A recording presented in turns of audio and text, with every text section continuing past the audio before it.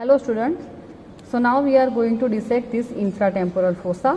As you know, the infratemporal fossa is situated below this zygomatic arch and it is medial to the ramus of mandible over here. In this body, the dissection of face is already done and you are seeing this is a parotid gland along with the parotid duct, and this is a masseter muscle and this is its anterior border. This is the masseter muscle. This muscle is extended from the zygomatic arch up to the angle of mandible and it covers the lateral surface of ramus of mandible. It is a quadrilateral in shape and the fiber arise in three layers: the superficial, middle and the deeper layer. Superficial fiber of the masseter, it arises from the anterior 2/3 of the zygomatic arch. The middle layer arise from the posterior 1/3 of the zygomatic arch, while the deepest layer arise from the inner surface of the zygomatic arch. Over here you can appreciate this is a superficial layer and this fiber, this is a middle layer of the masseter muscle.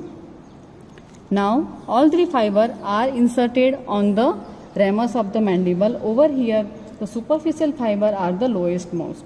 The masseter is supplied by the masseteric nerve, which is a branch from the anterior division of mandibular nerve, and this muscle helps into the elevation of mandible and it also produces protrusion.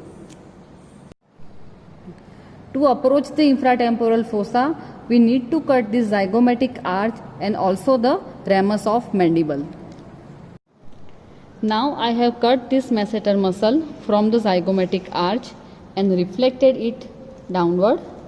So over here, this is a masseteric nerve. This is a masseteric nerve.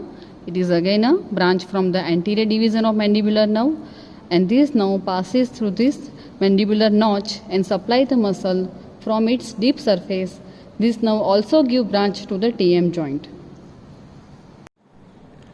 After reflecting this masseter muscle, now I have cut this zygomatic arch and reflected it downward. So now you can see very clearly this temporalis muscle and its insertion. This is a fan shape temporalis and it is inserted on the tip, medial surface and the anterior border of coronoid process, and its insertion is also extend downward up to the anterior border of ramus of mandible. And this is our ramus of mandible. And now to approach this infratemporal fossa, I need to cut this ramus of mandible which forms its lateral boundary. So over here, this is our masseter. The mandible is removed carefully without injuring the underlying structure, and the temporalis muscle along with its insertion on coronoid process, it is cut over here and it is reflected upward. So now we are in the infratemporal fossa. As you see over here, after reflecting this temporalis muscle, you can see this is a deep temporal artery and the nerve. So the deep temporal artery, these are the 2 in number, which is a branch from the second part of the maxillary artery, and this deep temporal nerve, it is also 2 in number, which is a branch from the mandibular nerve, which is supplying the temporalis muscle from its deep surface. So as you know the boundary of infratemporal fossa, it is bounded anteriorly by the posterior surface of the body of maxilla. The roof is formed by this infratemporal surface of the greater wing of sphenoid bone. The medial wall, that is formed by the lateral pterygoid plate, which is not visible over here, and the lateral wall, which is formed by the ramus of mandible, which we have removed right now. So we are in the infratemporal fossa, and the structure which is visible in this region is the lateral pterygoid muscle with its lower and upper head. This is a medial pterygoid muscle along with the lingual nerve. This is inferior alveolar nerve, and the blood vessel which is lying over this lateral pterygoid muscle, this is a maxillary artery and its branches.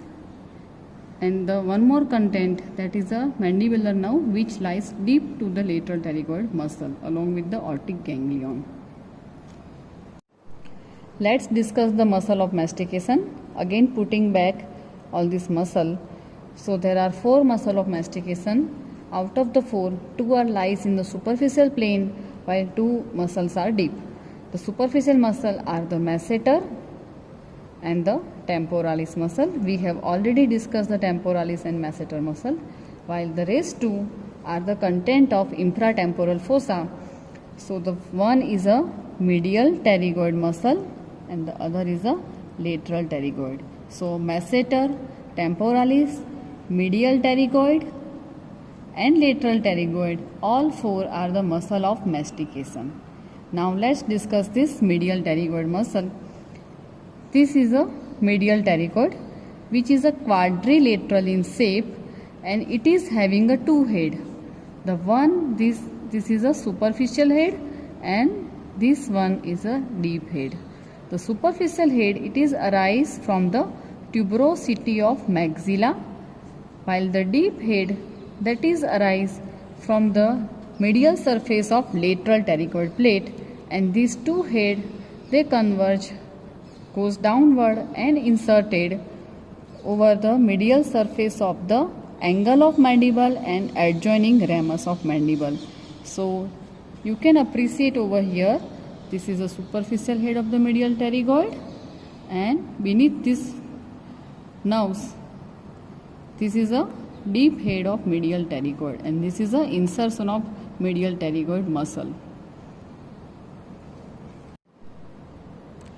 This medial pterygoid, it is supplied by nerve to medial pterygoid, which is a branch from the trunk of mandibular nerve and it supply the muscle from its deep surface. Medial pterygoid produce elevation of the mandible. It also help in the protrusion and side to side grinding movement. Lateral pterygoid muscle. Lateral pterygoid is a conical shape muscle which is having a smaller upper head and larger lower head. The upper head of the lateral pterygoid, which is arise from the infratemporal surface and the crest of greater wing of sphenoid, while the lower head, it is arise from the lateral surface of lateral pterygoid plate.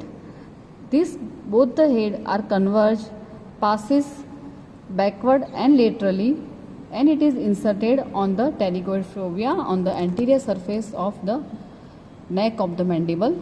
Some fiber are also inserted on the capsule and the articular disc of the temporomandibular joint. Over here you can see these 2 head of the lateral pterygoid muscle.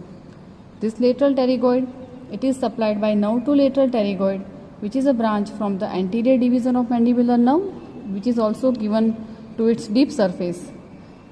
Lateral pterygoid is the only muscle out of these 4 muscle of mastication which produce the depression of mandible.